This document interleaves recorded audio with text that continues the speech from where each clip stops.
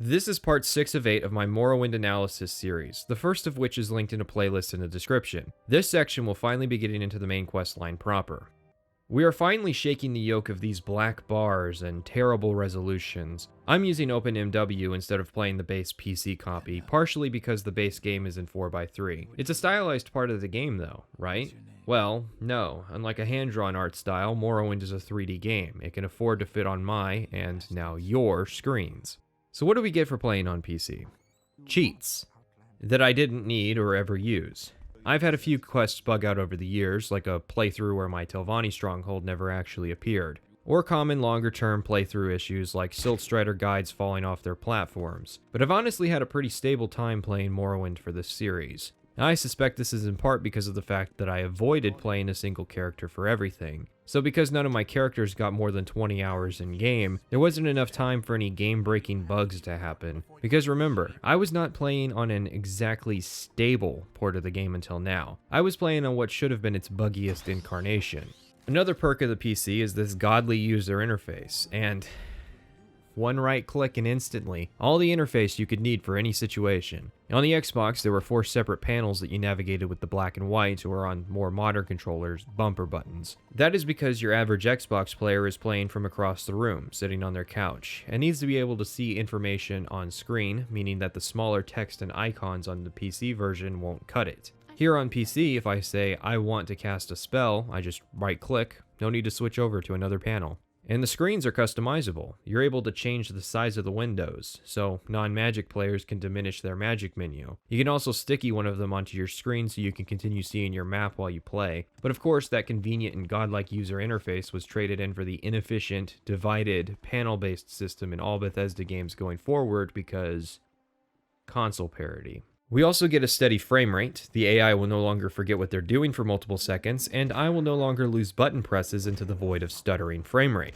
Overall, we're in for an immensely enjoyable experience as I begin to try and break this game in every way I can. I'll be brief, because if you know anything about Morrowind, you know about the alchemy snowball. In effect, the effectiveness of any created alchemy potion is determined by a few factors, one of those factors being intelligence. Some merchants in Morrowind restock ingredients immediately after ending dialogue with them, and some of those ingredients fortify your intelligence. So, grabbing a free set of Master's alchemy equipment sitting unsupervised in the Caldera Mages Guild, we go to work. The early game will look like this. I repeatedly buy 10 alchemy ingredients until I have a few hundred or so, spam the create potion button, sell the byproducts, and profit. Once I have a decent chunk of cash, I go and buy hundreds of ashiams and netch leather, which is used to fortify intelligence. Fortify intelligence increases the effectiveness of potions created, and the value of potions are determined based on their effect values, meaning that I'm grinding these useless drain personality potions out, and their value is gradually increasing, decreasing the intervals between when I rest and allow Nalcaria to restock her cash supply. And so, Morrowind's market was flooded with useless drain personality potions, and my pockets were flooded with cash. You can go farther with this. These fortify intelligence potions increase my magicka by tens of thousands, in a game where 1,000 magicka is close to the normal limit. However, the real draw is for training. While doing this, I gain skill points in alchemy. Then I go train armor skills like heavy and medium armor and a third attribute skill. So every level I'm getting max points in intelligence, endurance, and a third attribute like speed or strength. Your overall health in Morrowind is determined by endurance. In particular, however, it's determined by your endurance at all levels. Endurance affects starting health as well as health gain per level. So if you have 50 endurance, you gain 5 health a level. Our goal is to get to 100 endurance or 10 health per level as fast as possible. This comes pretty quick as I strategically decided that heavy and medium armor were not major or minor skills. This meant training was cheap since I was starting at skill level 5. By the time I start playing, I'm around level 20. I have several hundred hit points, magicka, fatigue, and high levels in skill in many weapon and armor types, as well as utility skills like speechcraft and mercantile. And this isn't even the most you can min-max in Morrowind, but it is pretty close. So let's go a step farther. With a handful of artifacts, we can take our character to the next level. Again, this isn't the most min-maxed build in Morrowind. You can go farther depending on what you want to accomplish. The first is the Apprentice Ring, which is pretty close to where we start inside Aneen. This is basic stuff, plus 10 to intelligence and willpower. This helps the early game alchemy snowball and helps us with some magicka issues. Our next grab are a pair of boots. Going north out of Caldera, we meet a woman desperate for escort to Nar Mok. You'll notice she's quite quick, and sure enough, after the escort, she's willing to part with her magic boots. What makes these boots magic are two effects: Fortify Speed 200 points, Blind 100 points. By default, the boots will make you very fast, and also make the screen look like this. And your game will sound like this. Luckily, there is a Resist Magicka effect, which works for negative spell effects but not the positive ones. Meaning that if you were to reach 100% Magicka resistance, you could resist the blind effect. But 100% magic resistance must be pretty difficult to reach due to being overpowered, right? Well, no, we're already at 50% by default on this character. We have the Atronach sign, which removes our ability to naturally generate Magicka, but we get 2 times the max Magicka and can absorb 50% of hostile spell effects. In addition, we are a Breton, which comes with an additive 0.5 times to our Magicka and 50% Magicka resistance. Long story short, we can resist half of the effect by default, dimming our screen to 50%. In addition, if we can cast a 1 second 50-point Resist Magicka effect, then put on the boots, we fully resist the blind for the rest of the game, and it's a cheap spell effect, because the game never updates to check if the Resist Magicka effect still nullifies the blind effect. Our next stop is to the Blood Moon expansion, doing the Timval in the Well quest. It's pretty easy to dodge the higher level enemies given we have 200 plus speed, and Timval is willing to see reason easily, giving us the Mantle of Woe. The Mantle of Woe has a great many effects. It fortifies Magicka 5 times, which is additive to our 2.5 times. It also fortifies Conjuration 50 points. In exchange, we have a 20-point weakness to normal weapons, 100 points Drain Personality, setting it to 0, and Sun Damage 20 points, which turns us into a vampire. But, we don't need to wear the robe all the time, which means we can get in fights and access our near 1200 points of Magicka, then take it off the rest of the time. One more artifact. The Necromancer's Amulet, which you get from Archmage Trebonius Arturius, resists normal weapons 25%, fortifies intelligence 25 points, more Magicka, restores health 1 point on self, and absorbs spells 25% on self. So now we have regenerating health, 75% spell absorption, and a partial normal weapons resistance. Yeah, this build wasn't worth it. This is because Morrowind will rarely rise up to the challenge I've issued, and that's part of the charm. Later Elder Scrolls games bent over backwards to try and balance the big 3 specializations out. Morrowind was unapologetic and allowed wizards to really shine. The more creative and more able to take advantage of the game's systems you are, the more you're allowed to get out of the game, and it's great. So let's get started with this main quest.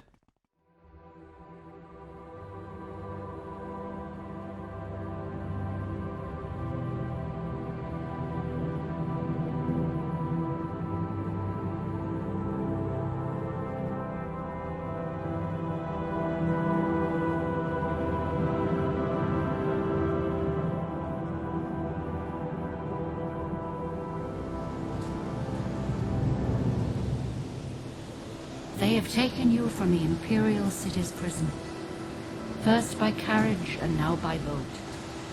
To the east, to Morrowind. Fear not, for I am watchful. You have been chosen. 1 month after our arrival, we returned to Caius, who had given us 200 gold to start our work. We're now a member of the Blades, a secret intelligence agency working in service of the Emperor. Our first few tasks seem inane, but from the very first quest we're going to be introducing concepts and ideas that are important throughout. Caius will insist you acquire some experience, and I think this is going to reinforce it. Our first 2 quests will involve going to the local guilds for some information, you know, just in case you haven't joined them yet. It's no coincidence that, as most new players will commonly pick fighter characters, our first task is to meet Hasfat Antibolus over in the Fighters Guild, and ask him about the Nerevarine and 6th House cults. We've dealt a bit with the 6th House cult before, but the Nerevarine cult is a new one. I promised that name wouldn't come back up, and I lied. Unfortunately, Hasfat doesn't have much info on them, but he can tell us about the 6th House, in exchange for a small favor. He wants us to get our hands on a Dwemer puzzle box, located in a nearby ruin of Arkanthand. This is a great first quest. In order to find the ruin, you have to pay attention to the directions given. That said, it's also a safe quest. If you get in over your head, you're right next to a legion fort with all the necessary amenities. Meet Snowy Granius, or as I call him, the Bridge Wizard. He's a gear check. If you try to play Morrowind the same way you would play Skyrim, Granius is your rude awakening, and Caius warned you. On the surface, he's little more than a wizard bandit. He's only level 3, he knows some basic destruction spells and can summon a skeleton. But because he is, ostensibly, the main quest's first mandatory combat encounter, he's garnered a reputation. Obviously, he's no match for the monster I've created, but he deserves recognition because if Morrowind had those Dark Souls bloodstains, they'd be right about here. Before we enter the ruin proper, we have to figure out how to open the door. I could be wrong, but I think Hasfat has a throwaway line about it. This crank here opens the door. Arkanthand is an alright little first dungeon. It's basically 2 dungeons, the first a bandit area, the second a more traditional Dwemer ruin. Our objective, and indeed the only reason you're sent here, is actually right by the door, tucked away in an area not immediately drawn to the eye. You could explore this entire dungeon, reaching the end, a large vertical area, and not find the puzzle box, only to realize it was by the door the whole time. This is owing to the fact that dungeons in Morrowind are non-linear, but that isn't even entirely true. Some dungeons in Morrowind are non-linear, and some dungeons in Morrowind are a single hallway leading into a room. Dungeons in Morrowind are realistic by the standards of the universe, because in what world would the leader of a group of bandits put his living space as far as possible from the door? And in the real world, some people were buried in a mausoleum, and some people were buried in the pyramids. Once we return the box to Antibolus, he gives us some notes on the 6th house and recommends we speak with Sharn Gramuzgob. You can read the notes at any time, as we'll be getting them back later. Indeed, Caius's next orders are to speak with Sharn Gramuzgob, a local alleged necromancer working out of the Mages Guild. Again, this is Bethesda subtly pushing the player towards a faction if they haven't already joined. She'll tell us what she knows about the Nerevarine cult in exchange for a small favor. She wants us to visit an ancestral tomb, grab the skull of one Helival Andrano, and bring it to her. Read into this. She wants us to defile a local tomb, steal the skull of a native, and give it to an all but confirmed necromancer. Yeah, get used to that feeling. She does give us some tools to handle the undead in the tomb, which is a nice introduction to the concept of creatures who are immune to normal weapons like iron and steel, as they aren't going to be going away. I don't have as much to say about this quest as the other one. It's more of the same, go to place, grab a thing. The tomb is much smaller of a dungeon, easier to get to, and more linear. I guess there is something to be said for making absolutely certain players are prepared for the coming escalation in difficulty. We get some notes on the Nerevarine cult, and report back to Caius. Caius, as an academic, wants us to corroborate our findings from the last 2 missions, with a big and complicated mission to collect intel in the big city, Vivec. I don't like questing in Vivec, and yet, I liked this quest. First, it matches the theme of the Blades as an intelligence organization, collecting information and doing favors. Second, each leg of the quest follows the same format, but does something unique. Third, each leg is set in a different part of Vivec, not just different cantons, different sections of the cantons, making them distinct in a way most Vivec quests just aren't. We're looking for 3 people, Helea, Adhiranir, and Mera Milo. Helea is in the foreign quarter and is about to be the victim of a hate crime before we step in. You can persuade them to leave Helea alone or just kill them. Afterwards, you escort Helea across the canton and he gives you some notes on the Nerevarine cult. Adhiranir is hanging out in the sewers of St. Olms. This isn't for fun, she is actually hiding down here, and finding her will entail searching the canton. She's hiding due to a census and excise agent looking for her. We deal with the issue, and she tells us that the 6th house has become a big client for smugglers, but nobody knows why. Mera Milo is in the library up at the temple. She asks we follow her into the back where it's more secluded, and tells us a bit about the Nerevarine cult, and suggests we find a copy of the book Progress of Truth. She even establishes a code word we can use in the event something goes wrong, like this is a proper spy story. The book can be found in a variety of locations, but the easiest is to just buy it at the local rare bookstore you happen to have escorted Helea to. Its rarity is owed to the fact that it has been officially banned by the temple for heresy. If you're curious where this is going, don't worry, we have one more quest before the big reveal. Caius is now interested in establishing an informant with the Ashlanders, nomadic tribes native to the island. He suggests we find and talk to Hassaur Zansubani, a former Ashlander working as a merchant. Caius notes that the Ashlanders have gift-giving customs and suggests we try to learn more about that. We meet up with Hassaur and discuss business with him. We find out that he enjoys reading poetry, and the local bookstore sells 3 different books that qualify. He already owns all 3, but appreciates the gesture and is willing to tell us what he knows. He has some information in the Nerevarine cult and on Ashlander customs. Mind you, none of that is really signposted. You don't get the words "buy the book" on your screen with a marker pointing to the local bookstore. You have to figure all this out on your own. And with that, we finally learn what Caius's game is. He isn't just collecting information for the sake of academics. We were sent here by the Emperor himself, Big U, a controversial figure noted for certain seer powers. We were released from Cyrodiil City Prison because we had met certain conditions of the Nerevarine prophecy, a prophecy that foreshadowed the reincarnation of Saint Nerevar. Caius admits skepticism at these claims, but as time has gone on and we have gathered information, he is somewhat less skeptical. However, Caius makes an important distinction that separates this game from other Chosen One style narratives. The Emperor isn't just sending us over because we are the Chosen One, but because there is a need to stop the Sixth House. The temple is failing, the tribunal is growing weaker, and Vvardenfell is under quarantine for a disease that could threaten the rest of the continent. Whether we are actually the Nerevarine or not is ultimately irrelevant. The Emperor is just hoping we can solve the situation, and as an added contingency should we fail, his legions are entrenched in strategic positions across the island to take over. We are not the only person capable of stopping this crisis. We just happen to be the cheapest at 87 gold. As to the situation at present, there are two cults on the island that relate to the current crisis, the Nerevarine cult and the Sixth House. The Dunmer people generally believe in the idea of the Nerevarine the same way my country casually believes in Revelations. That is to say, your average Dunmer is ultimately unconcerned with the reincarnation of this ancient figure and the imminent apocalypse. The Nerevarine cult is more interested in this topic and, in particular, cataloging information forbidden by the Tribunal Temple. At this point in the quest, the motivations for the temple to discourage belief in the Nerevarine and punish false incarnates is an unknown. Caius is hopeful to meet the cult, and is dispatching us to meet its alleged leaders in the Urshilaku camp. This is a rather significant foray into hostile territory, up into the Ashlands in the north of the island. From a story perspective, it makes sense. From a gameplay perspective, it can cause whiplash. We go from our first quest having a tough dungeon, our second quest having an easier dungeon, but then our third and fourth quests are about finding people and figuring out how to get them to tell you what you want. And now we're on quest 5, and it's meant to be an escalation and challenge. Wouldn't it make more sense to start with the talkie-talkie missions, then move up to the easy dungeon, and then the hard dungeon, then the long trek north? Maybe people will get bored. All that said, the Urshilaku camp is one of my favorite quest lines in a Bethesda game.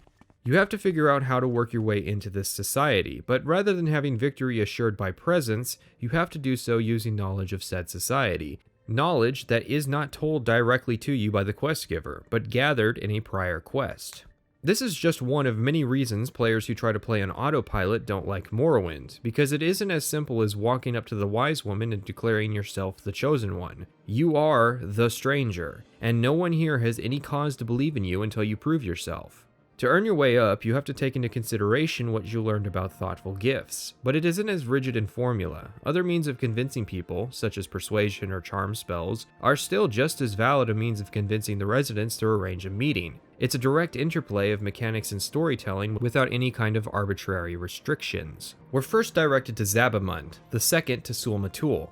He needs to be convinced, and there are a variety of options. You can try to intimidate him, which is dependent on your level. You can try to boast of your deeds, dependent on your reputation. You can offer a tribute, or should you be practiced in speechcraft, you can speak of what you've learned on your way here. This is one of the few moments where the writer, Ken Rolston, demonstrated an understanding of just what the text-based dialogue system was capable of in terms of skill checks.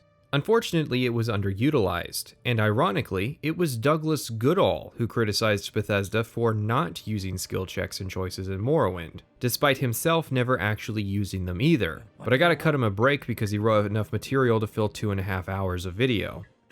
Zabamund, once convinced, sends you to meet with Sul-Matul. He says in order for him to adopt us into the tribe as a clan friend, we need to pass an initiation rite and recover his father's bow at the Urshilaku burial caverns. It's interesting to consider how the ancestral tombs are advanced versions of this tribal burial cavern concept. It's the little details that make this game great. The caverns are a fairly complex dungeon, but you'll eventually find the ghost of Sol Sinopol, who on his defeat drops his bow. This makes us clan friend, and Sul-Matul permits us to speak with the wise woman, Nibani Maesa. And so begins a long dialogue with Nibani. She has a great deal of important insight that plays into the story, a bit too much. So much in fact that Nibani even offers to cut to the chase and answer if we are the Nerevarine. She figures that we are not at present, but may become it based on some of the qualifiers and the prophecies that she knows. When earth is sundered and skies choked black, And sleepers serve that. Yeah, this is way too long for pretentiousness like that. The big takeaway is that there are 7 trials, and to present, we've met the first, which is the one described at the start of the game in the first cutscene. We're born on a certain day, which day it is isn't clear, but it's a reference to our birth sign. We're also born to uncertain parents, so the Nerevarine is an orphan born under a sign. Trial 2 remarks on immunity to disease. Trial 3 refers to Azura as well as Moon and Star. The 4th trial says that 3 houses will call us Hortator. The 5th trial says that 4 tribes will call us Nerevarine. The 6th and 7th trials are not particularly clear. And with both the Stranger and the 7 visions, we have been told all Nibani knows. She remarks that there are lost prophecies that she doesn't know that may be in the hands of the temple. With that, we head back to Caius. Caius takes our notes and informs us he has a new assignment, one he warns is going to be tough. This is another progression in the difficulty, an expectation that the player is supposed to be out and about performing other work for the sake of self-improvement. The reason this works, especially compared to Oblivion and Skyrim, is that even though this is a plot about a chosen one stopping an ancient threat, said ancient threat is as dangerous now as he has been for decades, and we have no basis to assume he's even in the final stages of his plans. In Oblivion and Skyrim, and actually in Fallout 3 and 4 as well, there's a constant drive to go from main quest to main quest. There are rarely lulls in the action that allow you to disengage from the main quest and engage with the world instead. Whereas Morrowind is more masterful in providing multiple opportunities for the player to diverge and actually play the game. So to give an example, in Oblivion you watch the Emperor die in the tutorial, giving you specific directions to go to Wayne Priory. At Wayne Priory you're given explicit directions to hurry to Kvatch to save Martin. Once you escort Martin to Cloud Ruler Temple, you're given further urgent orders to investigate the Mythic Dawn before they summon Satan and the Four Horns of the Apocalypse sound. I can detail similar lines in each subsequent Bethesda game, the urgency of finding your father in Fallout 3, the urgency of dealing with the dragons in Skyrim, the urgency of finding your son in Fallout 4. Urgency removes agency in an open-world game, and it's the mistake that is often made by writers not realizing the storytelling opportunities presented by the interactive medium. Instead, they want to write engaging movie plots that build tension, which means that the world is neglected in the process. You cannot play a character that doesn't have these urgent issues in the back of their mind without undergoing some form of mental gymnastics. But I understand a desire to generate tension in a storyline, and Morrowind begins its dramatic rise with this quest. From here on, it becomes much more difficult to ignore the pressing threat of the 6th house, which is not a bad thing. What I'm arguing for is simply early stepping off points in the story. Of course, our broken character is more than ready for the situation. According to Caius, a Legion patrol found a 6th house base, so we need to locate it, take it out, and see what we can learn. We go to meet with Ray Sepulia at Buckmoth, and she tells us that the base is near Narmak. The original party was entirely wiped out, with a single survivor shambling back to the base afflicted with corpus, barely eking out the cavern's location at Alunaby. Asking the locals in Narmak, we managed to find the cave, and it's a nice place.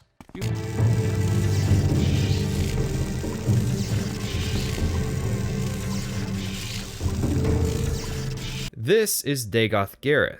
He's an Ashghoul. Garrus tells us that we should go to Red Mountain and meet Dagoth Ur with open arms, and that the 6th house will continue to be at war with us until then. Then he attacks us. He's a tough cookie, a fitting challenge to the rising escalation, but with his dying breath he curses us with corpus, an infectious, incurable disease that will gradually deform us into a zombie. Caius figured this would happen, and refers us to Dr. Fyr, the principal researcher of Corpus on the island. There's a missed opportunity to have fast travel services refuse to serve you, diegetically reinforcing the seriousness of this infection with a mechanical inconvenience. Divayth Fyr is interesting. He lives in a remote area with his 4 clone daughters and contributes to society by caring for the victims of and trying to cure Corpus disease. But, well, he hasn't cured it yet. What are the odds of him curing it in time to save us? I mean, it'd be a bit contrived. Go down to the Corpusarium, meet the last living dwarf, ask any questions you want, take some levitation potions up to Divayth, get a potion poured down your throat, and while not getting cured, the negative effects are removed, rendering us immune to disease. Okay, there's a lot going on.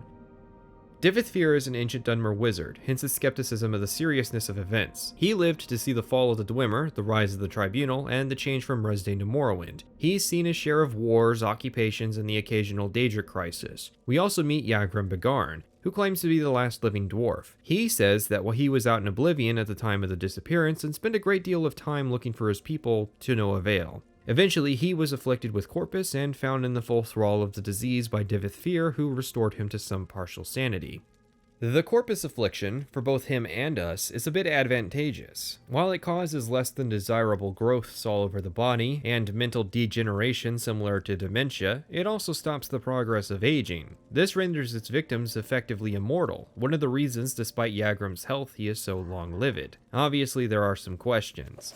No, the treatment we are given doesn't work for others. If you return to Divayth, he will remark that it killed the other patients he tried it on. Even if it had, our objective is to stop the source of corpus, meaning that its applications as a reproducible way to become immortal are non-existent. We might have gotten some more info in the years following Morrowind had the Redcon year never happened. As to why it works for us, I'm just going to assume divine intervention from Azura. Just keep this little corpus thing in the back of your mind moving forward. On our return to Caius, he informs us that we're being promoted to Operative. This is the highest rank he can afford us at this time, as he's being recalled to Cyrodiil City for events possibly related to Elder Scrolls 4, but not to worry, Operative makes us the ranking Blades member in Vvardenfell. At least to Caius's knowledge. This marks the beginning of our operations as an independent agent. This is one of the big reasons I like Morrowind, because as the Chosen One, we don't have to answer to a boss, like the other games. Oblivion was absolutely terrible in this regard. Skyrim was a bit better by turning our bosses into mentors, but let's be honest, we still didn't have any agency. Caius's final standing order is to find the lost Nerevarine prophecies and bring them to Nibani Maesa. Our first step, then, should be to meet with Mira Milo and Vivec again and share what we learned from the Urshilaku Tribe. However, Mira is missing, and in her quarters she has left a note to Amaya. My brain's on autopilot. I don't remember what Amaya's supposed to mean. What do? Well, luckily we have the journal. I may hype this game up to be hardcore and require some serious mental firepower to solve mysteries that only smarty pants, big-brained boys like myself can do. That's not really true. The designers were generally pretty smart about using the journal to relay critical information to the player, or you could just be lazy and use the wiki. This creates a near constant sense of dramatic irony, where the player character is remembering and intuiting information that the player might not. I didn't use the journal a lot, but that is owing to my experience with the game. Occasions when I did use the journal were immensely helpful, especially since the player character often notes down directions to places in the journal. One problem I do have that was introduced in a patch for Morrowind is the quest log. This allows you to keep an active tab on all the quests you have at any given time. It's pretty ubiquitous for role-playing games, right? And it makes sense. Finding journal entries for a quest you accepted 2 weeks prior can be difficult. But I suppose it comes down to a difference in philosophy to me. I tend to play very focused characters, doing quests in order of urgency and often saying no to quests that are out of my way or are uninteresting. Most people seem to rack up a great number of quests simultaneously, accepting every quest that gets thrown at them. So for most people, a quest log is necessary to keep track of all that information. I think it's irresponsible to promise to do quests only to just let it sit in your log for weeks if not months. Are you really gonna let that rancher's guar get attacked by mud crabs while you work on your dissertation on the dwarves? I think the topics system they also introduced in that patch was a much more effective means, as it allows you to find all the information you have kept entries on in one location, giving the player easy access to old information without making it too easy for players on autopilot. Anyways, Milo's missing and we need to find her. Her note is pretty explicit. She's tied up at the Ministry of Truth. She left a few levitation potions for me and wants me to bring some divine intervention scrolls. We also get directed to speak to Alvela Saram, which is one of the door guards. So, where is the Ministry of Truth? Oh, it's the currently crashing meteor hovering above the city. You know, it's a very Dunmer idea to imprison your thought criminals in a giant floating meteor instead of maybe gradually mining the thing out of the sky. This is a stealth mission, as indicated by the stealth equipment Caius happened to give us before he left. Or rather, this would be a stealth mission if anyone other than me were playing it.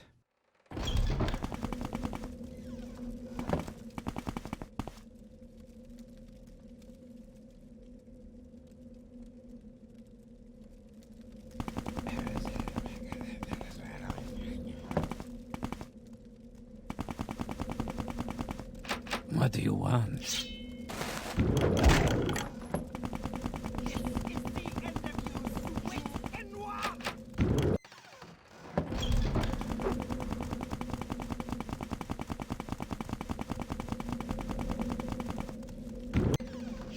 What do you want?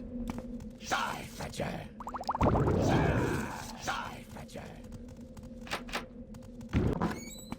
We meet up with Milo. She's one of the prisoners up here, and she takes a scroll of divine intervention and says I need to meet her at the dissident priest monastery, Haloa Mayan, and I can get there from Ebonheart through a woman named Balata Heteria. We go fishing with Balata and arrive at the monastery, which is currently closed. The shield guarding Haloa Mayan only opens at dusk and dawn, a reference to Azura, so we wait until it opens and head inside. Mayra thanks us for freeing her and directs us to speak with Master Barolo, who heads the dissident priests. He gives us 3 pieces of critical information: the Lost Prophecy, the 7 Curses, and information on Kagranak's tools. You might recall during our Mages Guild investigation into the disappearance of the dwarves that Kagranak and his tools had come up. Yeah, they might be important. The Lost Prophecy. I'll let you read it and I'll discuss the big points. The first refers to being born in an ancient family, foreign to Morrowind and Dragonborn.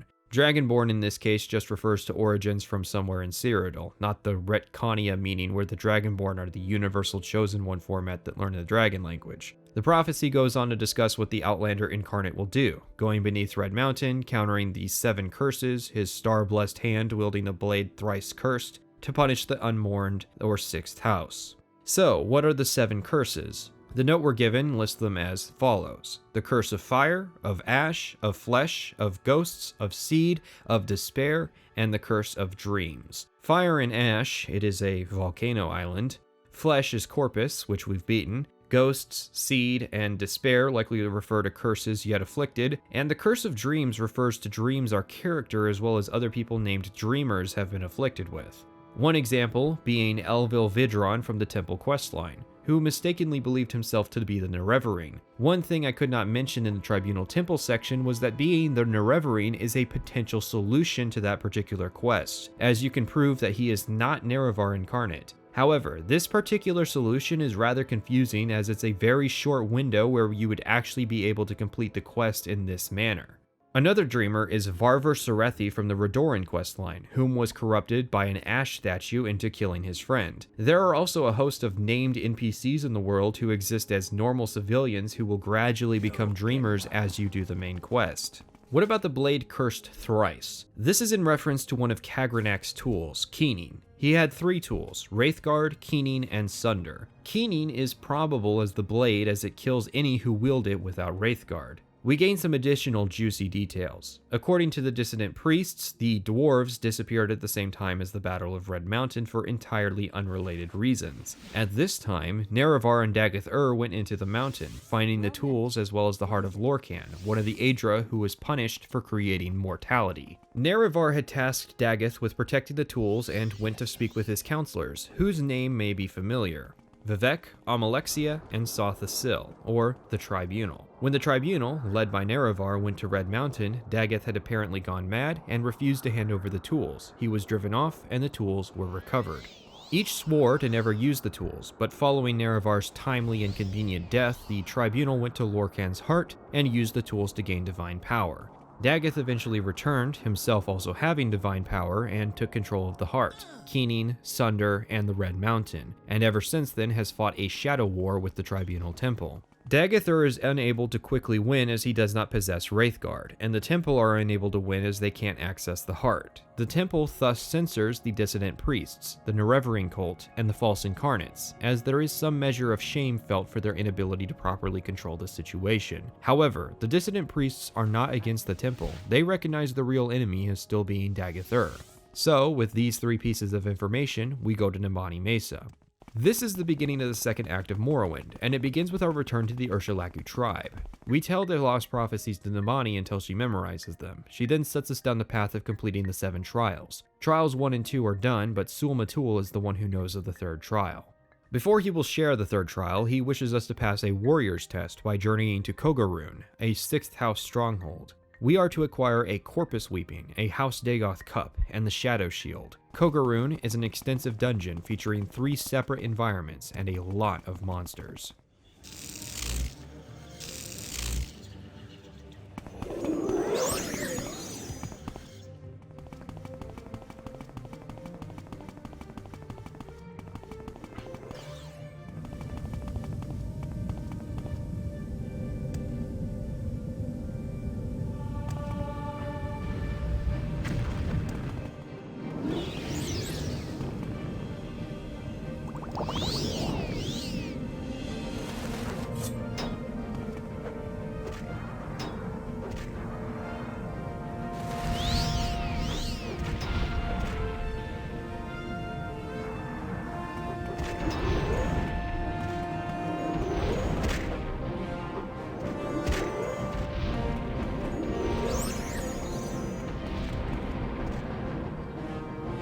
Kogarun is a logical progression of difficulty from Ilunaby, being longer, more populous, and far from resupply. I suspect many will have given up on Morrowind long before now. If Ilunaby was the final test, Kogarun is the job you get after graduation. It really is a great dungeon.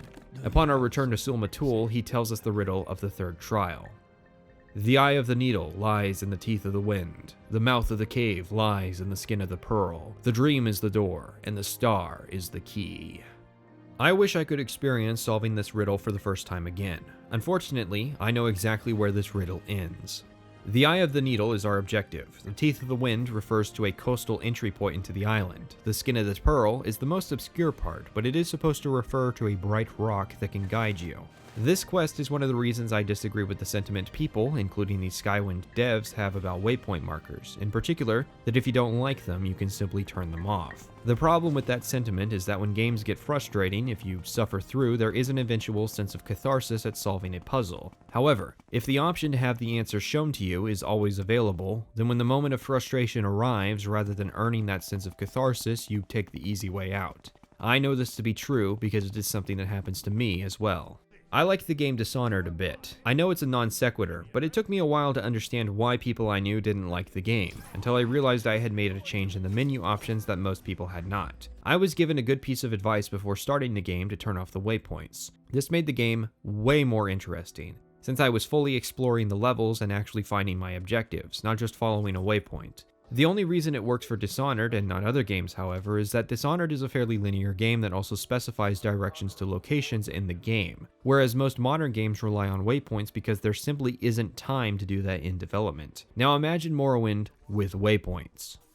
A lot of the quests I've described in this line, as well as in the other parts, immediately begin to suffer because of a lack of intrigue, and a lack of catharsis for figuring it out. Not just the big quests like this, where the whole point is to discern a location based on a riddle, but other quests, like the quest to find Fyr during the Cure, or how about the quests to find the informants? They become a lot less interesting if you have a waypoint leading you directly to the source. The Cavern of the Incarnate, once found, can only be entered at the hours of dusk and dawn, a staple for Azura. In the dawn hour under Azura's star, the door is opened. Inside is a statue of her, and a ring within her hands. This triggers a cutscene. Nerevar reborn, incarnate. Your first 3 trials are finished.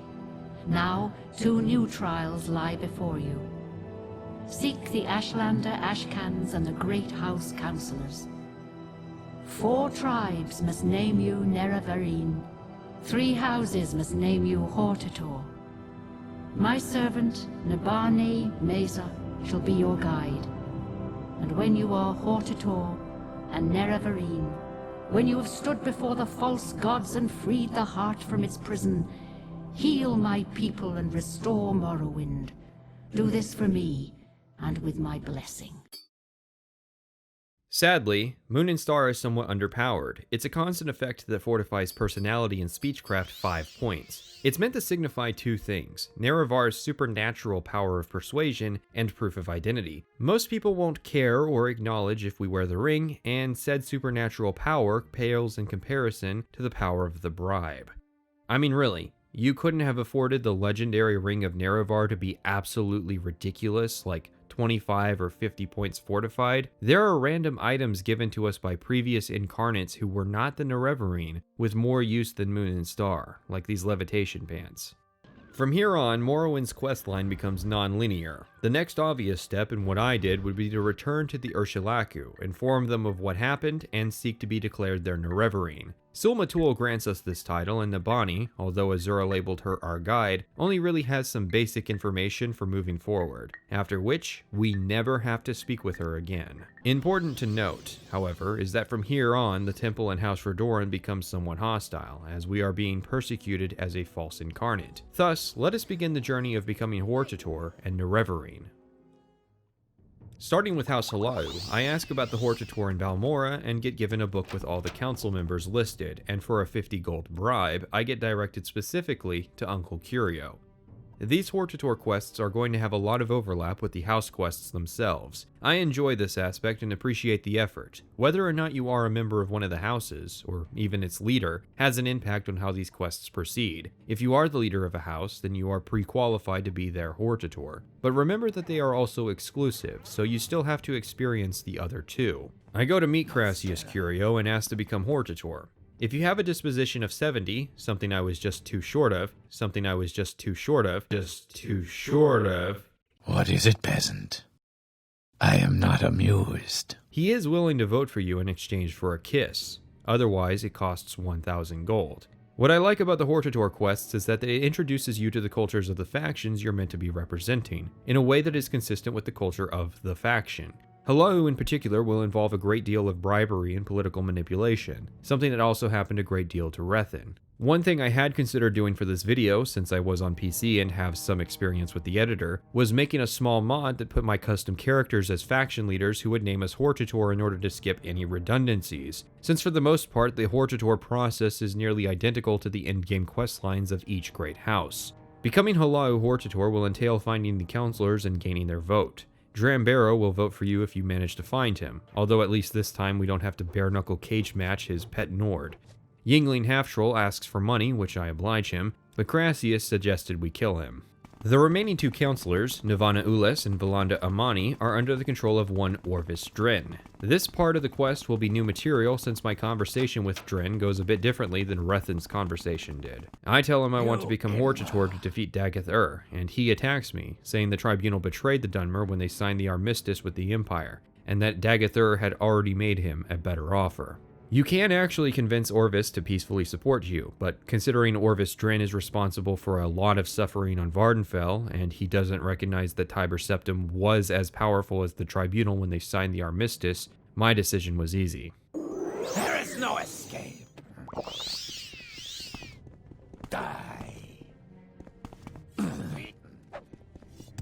After which, Ulas and Amani are receptive to the idea of supporting us, and with that, Caius names us Hortator. Something I'll note is that each of these Hortator and Nerevarine quests gives a unique magical item, like the Halau Belt of the Hortator that gives a constant 20-point magicka bonus, but a lot of them aren't really notable and I did not use them. Our next stop was to House Redoran in Aldrune. I know it's kind of late to ask, but is the correct spelling with an apostrophe or a dash? In order to become Redoran Hortator, we need to figure out if any of the counselors can get our foot in the door. Most will be hostile to the idea, but through process of elimination, you'll eventually meet Athen Serethi, who will say that all but one council member will support us, Bolvin Venom. But first, he wants us to rescue his son, Varver Serethi, from Venom Manor. This is similar to the Redoran version of events, except I was a lot more violent than Jibindaris was.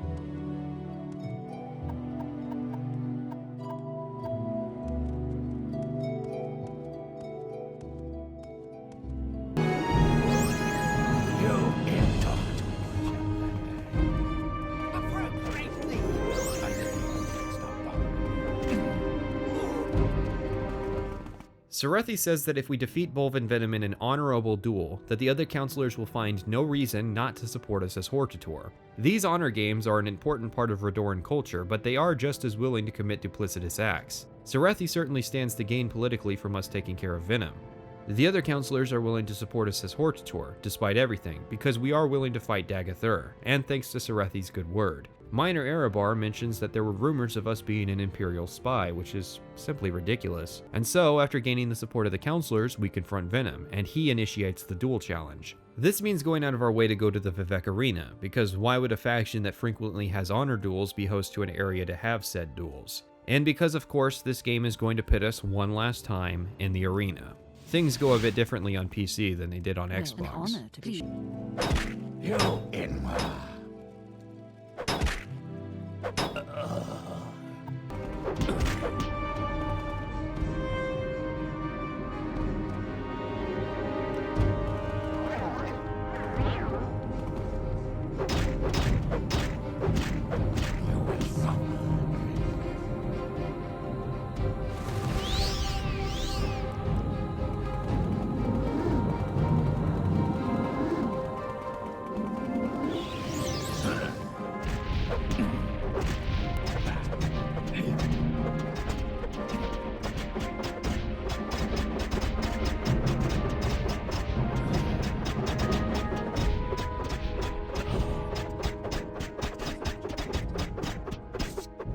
Anyways, Serethi now confirms us as Hortator and gives us a sealed package. The note basically says that while we are committing high acts of heresy, the temple holds that if we are acting in the best interest of Vvardenfell and are able to become Hortator and Nerevarine, then I can present myself to Archcanon Sarioni for a private meeting.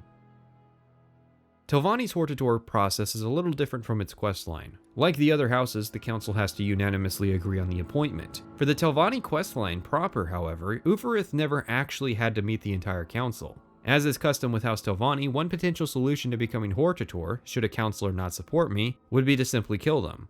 I believe you can do this in any order, but Master Arion is the only unconditional vote, and he's willing to explain the other councilors for you. Master Neloth has an ill temper, probably from those muck-based ointments his mouth keeps using. Mistress Taratha hates men, Mistress Thorana is crazy, and Archmagister Gothrin will stall indefinitely for no reason, likely needing to be killed. An outcome Arion admits is beneficial to him.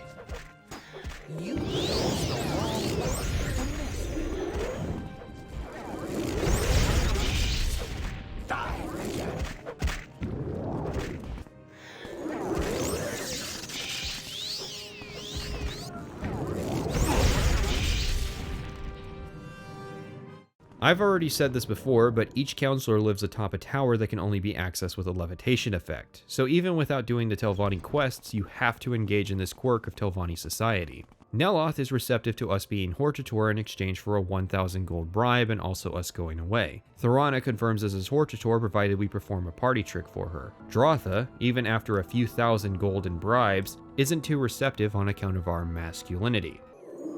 Now you die!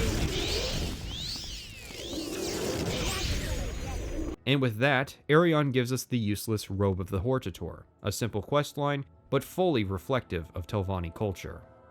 Now we're starting on the 3 remaining tribes that must name us Nerevarine for the trials to be complete. We start with the Ahomesa tribe, who live in the Grazelands near the coast. One of the tribesmen recommends I speak to one of the Gulakans. They pass me up to the wise woman. Apparently, the Ahomesa have no Ashcan, so she speaks for the tribe. She is willing to name us Nerevarine. However, the Ahomesa are in need of a safe place. Whenever the Ahomesa have been threatened, she says they would go to Alt Daedroth. It's worth noting that this is a low-key admission that the Ahomesa are Daedra worshippers, but now a full-time Shiggarath cult have taken up residence in the shrine. I am to go to Alt Daedroth and make it safe. What defines safe can actually vary. In another Elder Scrolls game, safe would be the complete and utter annihilation of the current population.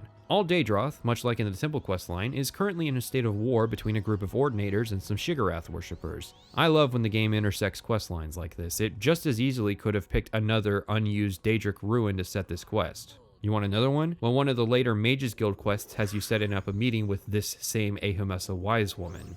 Here I run into and have to talk with Ordinators who want me dead. What makes this quest interesting is that I can speak with the leader of the Shiggarath cult, and he can be convinced, or coerced, into allowing the Ahomesa to use Alt Daedroth as a refuge. In fact, all these Shiggarath worshippers are named NPCs, unlike other games that would simply name them cultists or bandits or what have you. It was post-Morrowind and Tribunal that Bethesda went back to using generic names for enemy NPCs. So begins the process of us demonstrating the safety of Alt Daedroth. Now the ruin is across the water from the tribe, but luckily the wise woman can water walk. Funnily enough, she's also a spell creator, and since I know Fortify attribute, I cook up a little Fortify speed spell to make this go by quicker. This proceeds to immediately backfire when she gets distracted by an underwater enemy she can never reach and goes sprinting off into the sunset at high speeds. Welcome to my sweet assistant friend. To this later destinies, want to come and prepare. Nerevarine and Hortator, come and look upon the hawk. I wait for you to help the sages on your neck, sweetheart. What a grand innocence. You get the pulse under. So naive. Shame on you, Moonensong. I'm Dagoth Ur, and I'm a dog. There's no escape. So come to me and bring Radar through fire and war where we last met.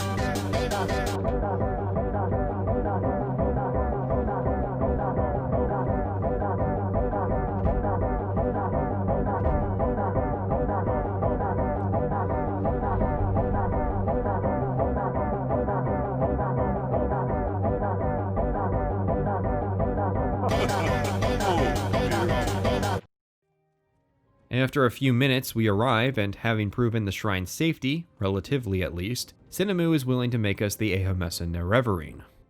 Deeper into the interior of the Gracelands is the Zainab tribe. To quote one of their own tribesmen, "Our great chief does not stand on ceremony." Indeed, the Ashcan doesn't care as much as others about going through the Gulakans or thoughtful gifts. We met the Zainab during the Holau questline. He's skeptical of the idea of an outlander being the Nerevarine, so he dispatches us to deal with a vampire named Calvario.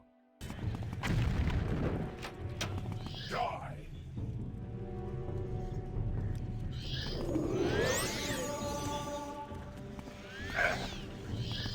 And that's that.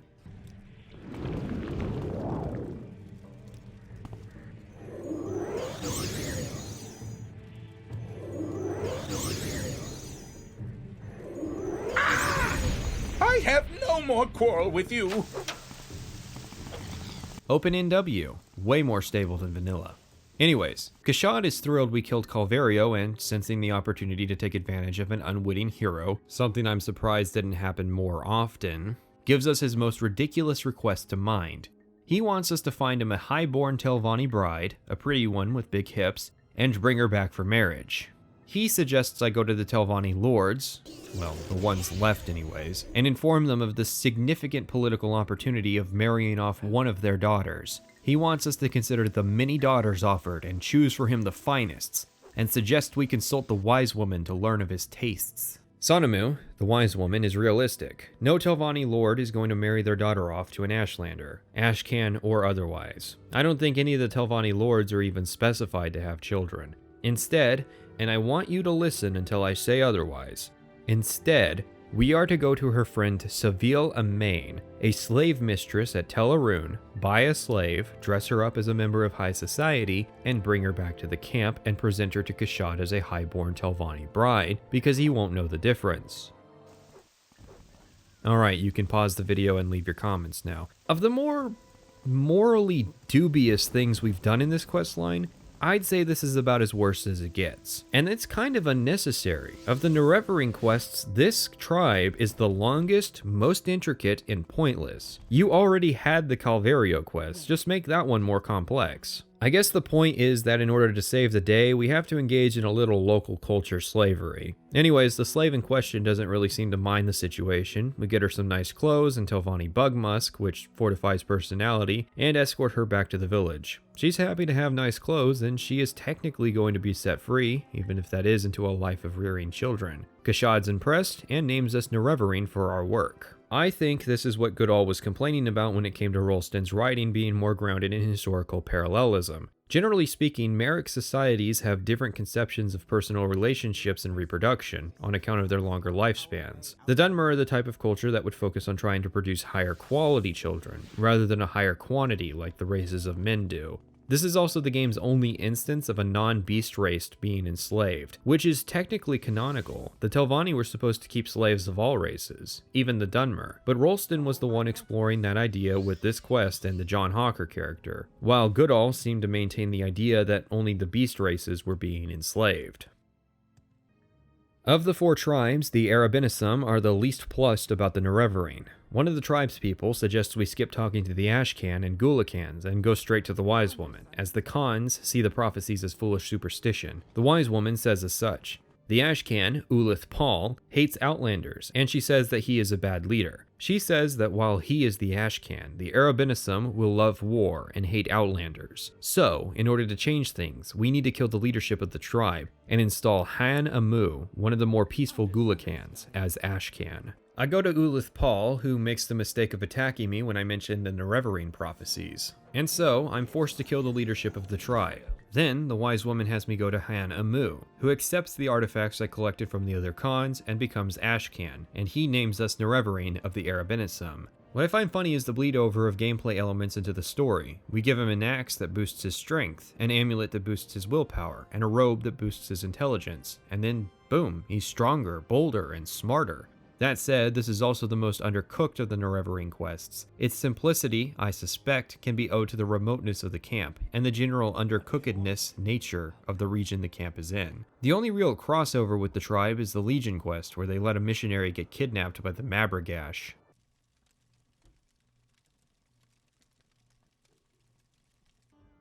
And so, in a short span, we have become Hortator of 3 houses, Nerevarine of 4 tribes. The Hortator quests give us a taste of the houses we represent, while the Nerevarine quests introduce us to the value system of each tribe. It's not lost on me that the number of factions in this section is the same as the number of Daedra in the traditional Dunmer pantheon. 3 houses for the anticipations, and 4 tribes for the 4 corners. While the houses are pretty straightforward, I for the life of me couldn't tell you which tribes are meant to correspond to which Daedra. While the synopsis of this section was short, it's important to note that the player is expected to complete all 6 of the other faction quests completely independently of any specified direction. You have to figure out where to go, who to talk to, by yourself. So for someone doing this for the first time, assuming they aren't using any kind of guide, this series of quests will genuinely take some time. Or, if you're level 20 and have 50 reputation, you can entirely skip this phase. Level 20 is easy, a few of my Xbox characters like Indaris got there, but 50 reputation will require playing a significant number of the factions to reach it. It's actually more work to complete the quest in this way, but it's nice to see the game rewarding general heroics as a potential avenue, even if it's at odds with my general distaste towards characters who are used to complete all of the content. And so, we start the 6th trial.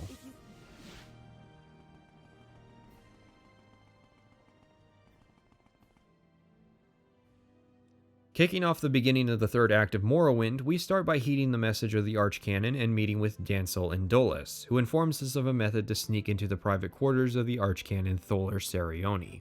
The Archcanon lays out the situation. The temple is duty-bound to oppose false doctrine, and our association with the Empire has hurt our credibility. Yet we have been chosen Hortator and Nerevarine, and the temple is now in crisis with Dagoth Ur, failing to protect Vvardenfell from the growing 6th house threat. This is represented by the number of dreamers across the island, and the number of quests and other factions that involve the 6th house. The situation is bad, and Sarioni informs us that the best person to talk to would be Vivec himself, and warns us against encounters with the Ordinators.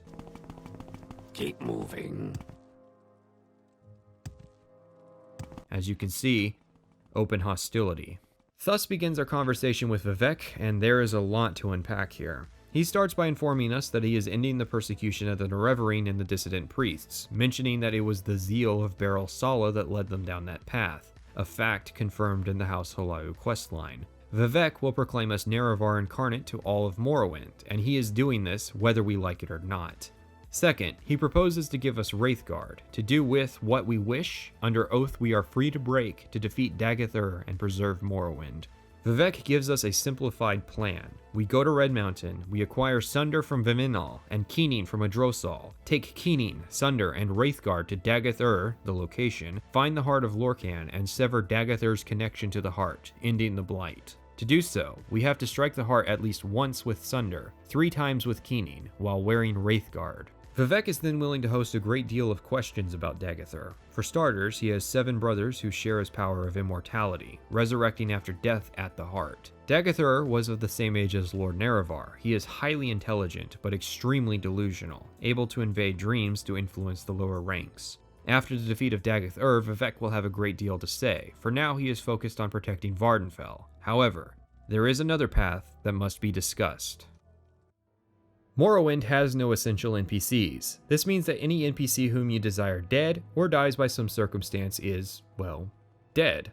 This can pose an obvious problem if quest NPCs die, but isn't too big an issue because it is an exceptionally rare circumstance that an NPC's life is outside of the player's control. This circumstance I refer to are the 2 instances in earlier quests where we escorted an essential NPC through a hostile area. When people complain about essential NPCs, I understand both sides of the argument. There's a degree of player freedom that is lost when you're unable to kill whom you choose. This is especially bad when what the player considers a valid choice are told that their choice is invalid because, for the moment, that NPC is invincible. However, the other side of the issue is the more dynamic NPCs of a post-Morrowind Elder Scrolls game. A lack of essential NPCs worked for Morrowind because, again, the player has total control over when NPCs die. This is fundamentally untrue in something like Oblivion, where NPCs are beholden to schedules, or more complicated quests, such as battle scenes. It is disingenuous to make the statement that Oblivion, Fallout 3, Skyrim, or Fallout 4 are better games with one simple fix, said fix being the removal of all essential flags. That said, I will say that it should always be within the player's hands to choose if NPCs may live. even if it functionally breaks the game. I would propose this be as simple as NPCs being unable to be killed unless the player delivers the killing blow. I can already hear the counter-argument. Yeah, but what if the player missed a blow and accidentally killed an important NPC? That's what saves are for. Or you can live with the consequence of being terrible at the game. Besides, such circumstances would be much, much rarer than the current situation of players realizing they lack freedom when an NPC is simply knocked down instead of killed.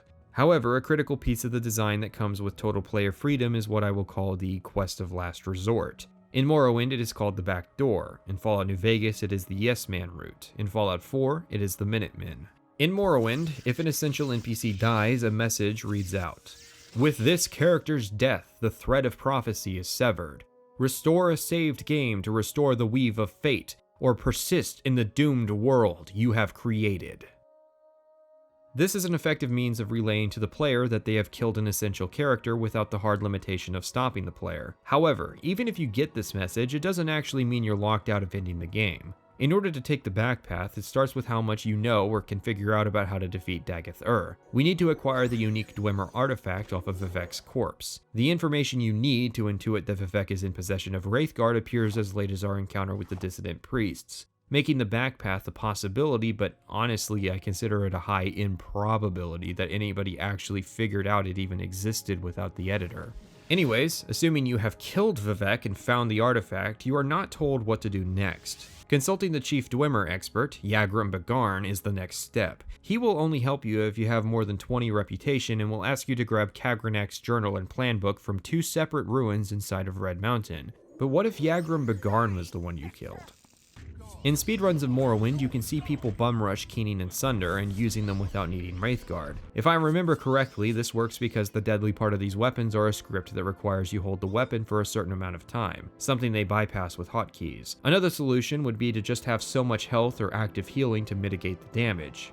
In any case, should Yagrum fix Wraithguard, the artifact will require a permanent 225 point loss in health, a significant sacrifice, but will allow you to wear Wraithguard without worry. It's actually a glitch. The health loss was meant to be a check to verify the player was an appropriate level, not a sacrifice. Again, this is another basic fix. From here, you will have to figure out the basics of the plan from Vivec's library, in a set of notes in this chamber, that detail how to defeat Dagoth Ur. So from here, both the main questline and the back door converge into the end sequence of Morrowind. The Citadels of the Sixth House is, unfortunately, where the game ultimately falls apart. The plans involve a series of raids across Red Mountain to assault the Sixth House and defeat the brothers of Dagoth Ur. In theory, each brother defeated will weaken Dagoth Ur. In practice, the script is broken. Because Dagoth Ur has not been loaded into the game yet, scripts cannot modify his stats. According to the unofficial Elder Scrolls pages, you can visit him first, then kill his brothers. But there are some obvious thematic and priority issues with doing that. Part of the speculation surrounding this game was the theory that the Sixth House was going to be joinable. This is alluded to in the questline when we meet Dagoth Garrus. If this was the case, it was cut very, very early in development. I suspect originally we were to have met with Dagoth Ur and made a decision regarding our allegiance at some point before now in the main questline. However, because this never happens, Dagoth Ur is never loaded and the script doesn't work. This leaves little reason to visit the Ash Vampires beyond the artifacts they carry. While they are somewhat varied in power, none of these artifacts are so interesting that I'm tempted to drop everything to go get them. The original spirit of the quest, as was written in the dialogue, was going to be a true war with the Sixth House, involving a series of excursions into Red Mountain and complex battles with Ash Vampires. Instead, it is as simple as peeking our heads inside 2 dungeons, then walking straight up to Dagoth Ur. The failure of this quest ultimately lets down the earlier sections of the game. It is functionally irrelevant for us to be Hortator of any house or Nerevarine of any tribe beyond ticking off an artificial box that tells Vivec we are the Nerevarine. There is a crippling sense of isolation because not even the Buoyant Armigers or Ordinators stationed inside the Ghost Gate help in our quest. We are completely alone.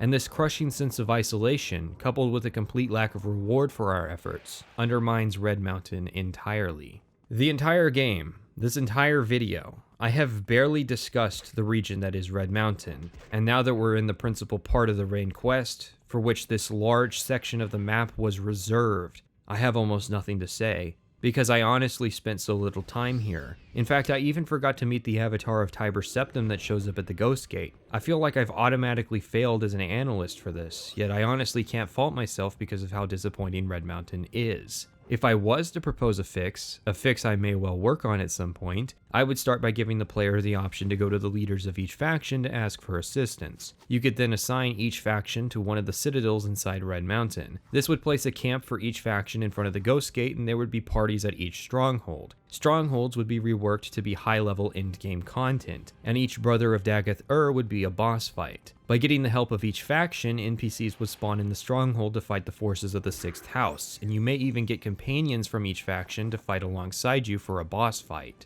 Killing each brother would also be essential to battle Dagoth Ur, as I would buff him to be absurdly difficult to kill while his brothers still live. I would also rework their artifacts to be more useful.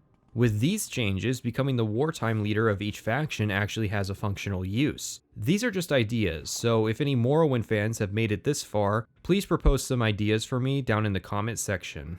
And so, we go to the mouth of the volcano to confront Dagoth Ur.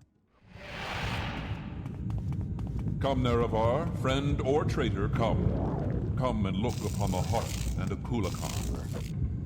And bring Wraithguard. I have come to the heart chamber. I wait for you there where we last met countless ages ago. Come to me through fire and war. I welcome you. Welcome, Moon and Star. I have prepared a place for you.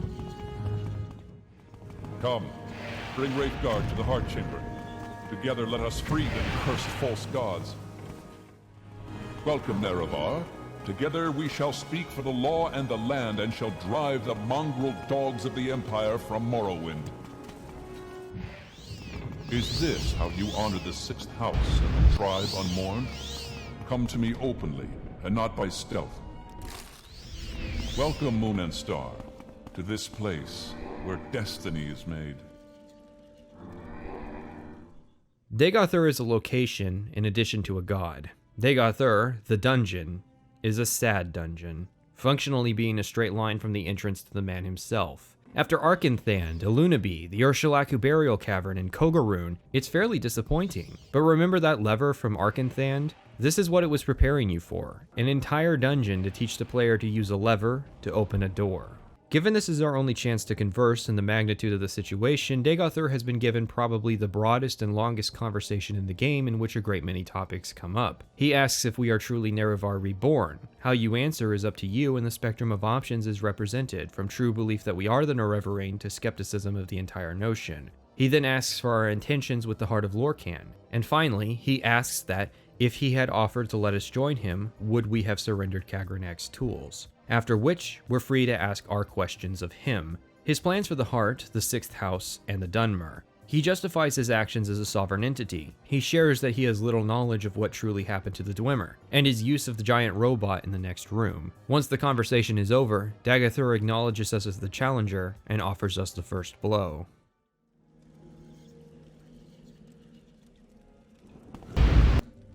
You couldn't even get that right.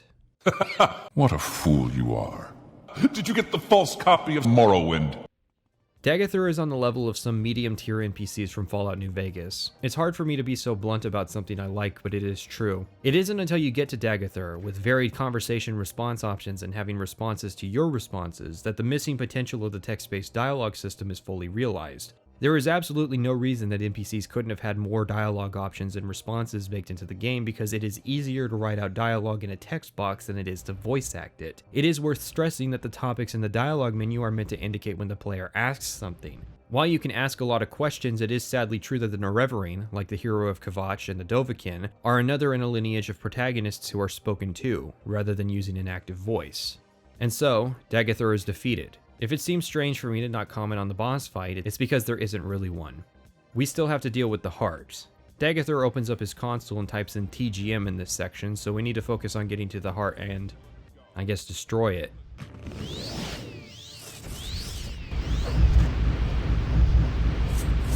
What are you doing? What are you doing? Fool! Stop! This is the end. The bitter, bitter end.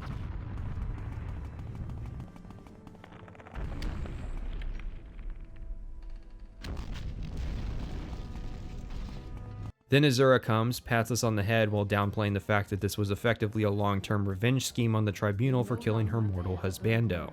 She gives us the Ring of Azura with a constant Night Eye and Restore Fatigue effect, which is an actual reward, and so the main quest of Morrowind is complete. You no longer bear the burden of prophecy. You have achieved your destiny. You are free. The doomed Duima's folly, Lord Dagoth's temptation, the tribunal's seduction, the god's heart freed, the prophecy fulfilled. All fate sealed and sins redeemed. If you have pity, mourn the lost, but let the weeping cease. The blight is gone, and the sun's golden honey gilds the land. Hail, Savior, Hortator and Nerevarine. Your people look to you for protection. Monster and villains, great and small, still threaten the people of Vvardenfell. Enemies and evils abound, yet indomitable will might rid Morrowind of all its ills. For you, our thanks and blessing, our gift and token given. Come, take this thing from the hand of God.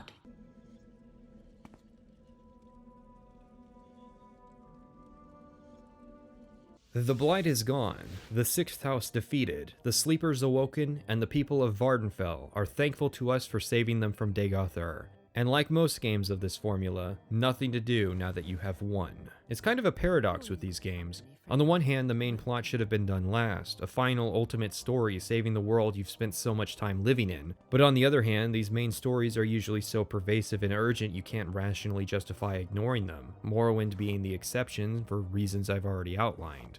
Here's a genuine question.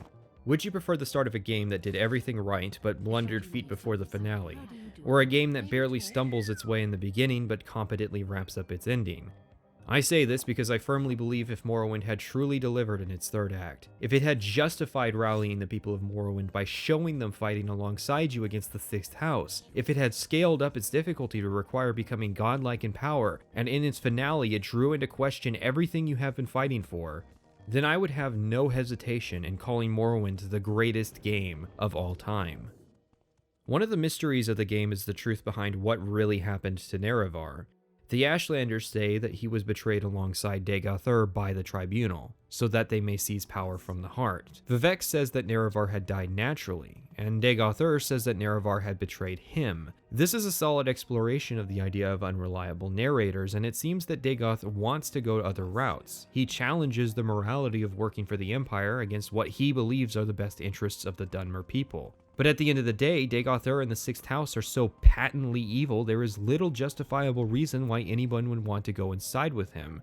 It's clear that even in the event that Dagoth Ur had originally been a good man, who had been betrayed all those years ago, today he is insane and his desires are unconscionable. The intrigue of the main quest and the questionable actions from grave robbing to slave trading do not pay off in a reasonable or satisfying manner, and that is in part because despite the memes, and despite the dissertations written on the topic, at the end of the day we have to work with what we have, and what we have is underwhelming.